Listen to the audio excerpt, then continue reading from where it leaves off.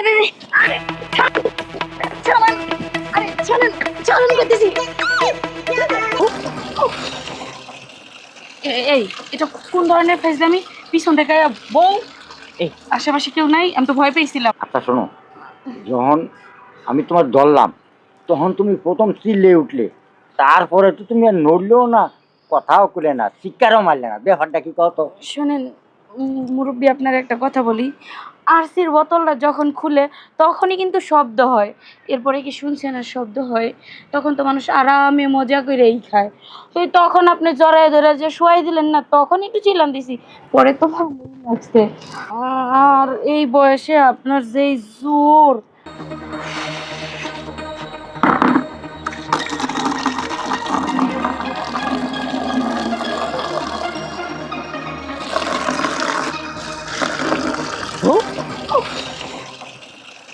এই এটা কোন ধরনের ফাইজলামি?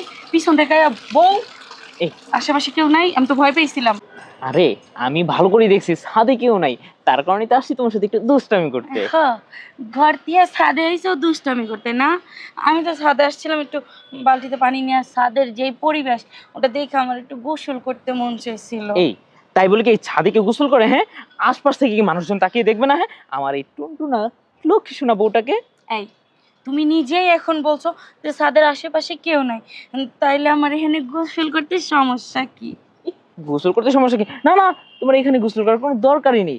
তুমি চলো নিচে চলো, আমরা একসাথে গোসল করার জন্য যে কাজটা করা দরকার ওই কাজটা শেষ করে তারপর আমরা না হয় গোসল করব। এই দেখো, উল্টা পাল্টা কিছু বলবা না, এখন এটা করা সম্ভব না। এই যে লক্ষ্মী বউ আমার, এমন করো না।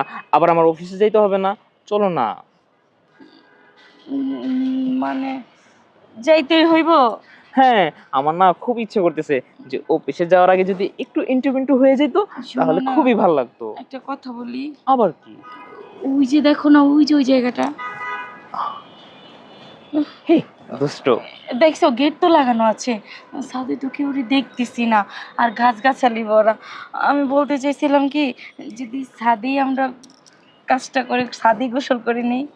তোমার এমন একটা অবস্থা হয়েছে, তুমি ছাদে আসার পর থেকে না এই যে ছাদের ভিতরে গোসল করতে যাচ্ছ, এখন ঘরের কামও এই ছাদই করতে যাচ্ছ।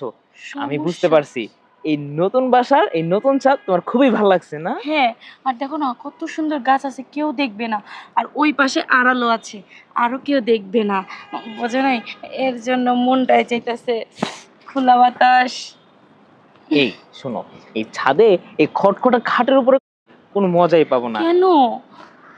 ওই যে দেখো না, খাট বাদ দাও, ওই যে, ওইটাতে? হ্যাঁ, ওখানে। এই না, আমার না খুবই চিন্তা হয় কখন কোন দিক দিয়ে প্লেন যাবে, প্লেন থেকে কেউ যদি কিছু দেখে ফেলে। তোর বোকা, প্লেন কি নিচ দেওয়া যায় নাকি? প্লেন তো অনেক উঁচুতে, ওটা কিভাবে দেখবে? আর প্লেনের জানালা তো কেউ ও কি দিয়ে দেখতে আসবে না যে নিচে কি হচ্ছে? তোমার মতন এমন একটা সুন্দর বউ থাকলে প্লেনের জানাল থেকে উকি দিবে মানুষ। এখন তুমি যদি আমার কথা শুনো তো শুনবা, না হলে চলে যাও, আমি এখানে গোসল করে ফেলবো, পানি ঢালবো। না না না, চলো না নিচে যাই। ঠিক আছে ঠিক আছে, তুমি যাও, আমি আসতেছি। আর শোনো, এরকম রাগ করে বলে না তো, তোমারও মনে ইচ্ছা আমি পূরণ করবো। আমরা তো সবে মাত্র এই বাড়িতে ভাড়া নিলাম, তাই না?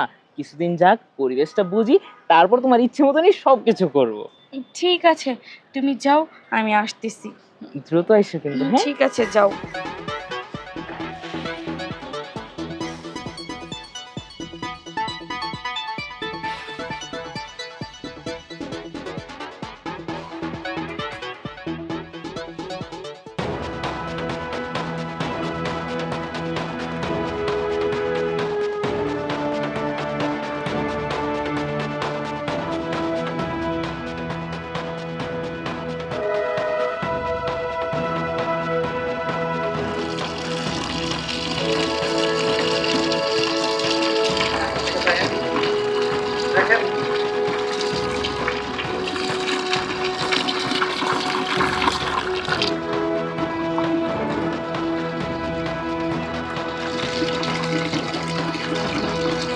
কি অবস্থা? এই তো কাকা বাবু, ভালো। সিনান করতেছ? না, পানি নিতেছিলাম।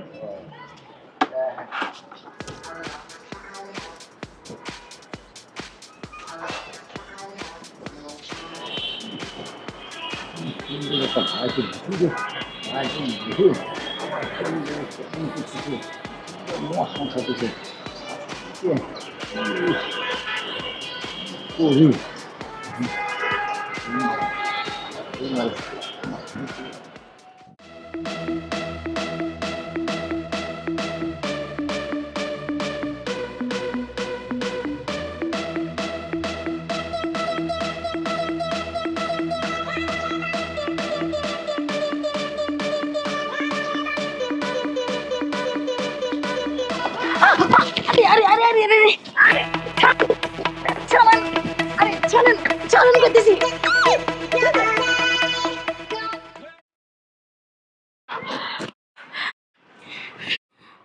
মুরব্বী বসেন বসেন।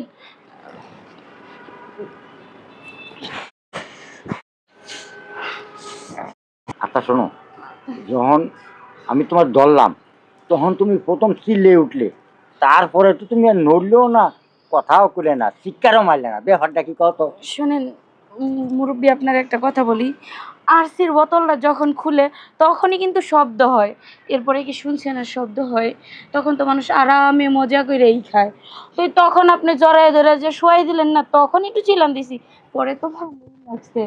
আর আপনার মনে যে এটাই ছিল, আপনি আমার আগে খুইলেই বলতে পারতেন যে বাবা জড়ায় ধরে খুললেন।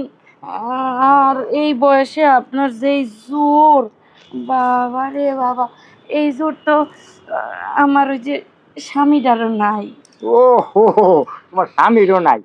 তুমি যদি এইরকম প্রতিদিন করো, তাহলে তোমার স্বামীর দেওয়া হলো, আমার দেওয়া হলো। তাই নাকি মুরব্বী?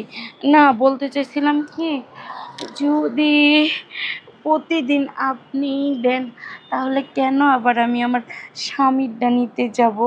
আপনারটাই না খুব ভাল লাগছে। তো আমারও তোমার খুব ভালো লাগছে। তাছাড়া আপনি যেভাবে জোর করে করলেন, ওটাতেই তো বুঝা গেছি যে আপনি কতদূর পারদর্শী। তাই বলতেছিলাম কি, তখন তো জোর করে করছেন, হ্যাঁ, আর এখন যদি আমরা দুইজনে আপোষে মিল, তাহলে কিন্তু দোনো পক্ষেই মজা বেশি পাবো, তাই না? মজা তো বেশি পাবা, কিন্তু এখনই তাই কি হয়েছে এখন, যা পরে হলেও তা। মানে সেটা না, মানে আমি বলছিলাম কি, একটু আগে তো আমি করলাম, যাও তুমি মানে একটু একটু পাইছো, কিন্তু এখন আবারই আচ্ছা ঠিক আছে, তুমি যেটা ভালো কও সেইটা। হ, আমি তো ভালো কমই না, আপনারে যে আমার খুব মনে ধরছে, এই জন্য। আপনি মুরব্বী হলে কি হইব, দাঁত না থাকলে কি হইব, আপনি যে এত বড় একজন খেলোয়াড়, সেইটা তো কল্পনাও করি নাই। আর তুমি মাঝে মধ্যে আমাদের একটু ফিরে ফিরে চাও না, তুমি গুণটা দিয়ে আড়াল দিয়ে চলে যাও। আমি মুরব্বী মানুষ, আমার সামনে দিয়ে এখন নাচতে নাচতে বেড়াবা, তাহলে আর কথাবার্তা না কয়ে তুমি যেটা কইছো তাহলে সেটা হয়ে যাক। ঠিক আছে, তাহলে আর দেরি করবো ও না। আর একটা কথা আছে, আবার কি? আরেকটা কথাটা কি, মানে একটু আগে তো আমি করলাম, কিন্তু এখন একটু আমার কষ্ট হবে, কিন্তু নাড়াচাড়াটা তুমি একটু বেশি দিও। তাই নাকি? হ্যাঁ, ঠিক আছে, সমস্যা নাই, সেটা না হয় দেখা যাইব।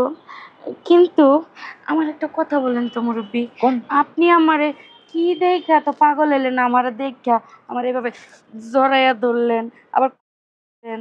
ও হো, এই কথা।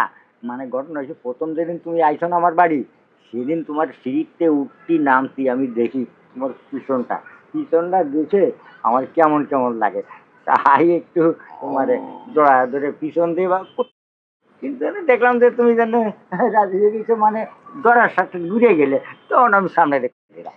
ও আচ্ছা, তাই নাকি? না, আপনার যে এই বয়স, এই বয়সে যে এখনো মানে সেই লেভেলের পারেন, এটা তো আমি ভাবতেই অবাক হয়ে যেতেছি।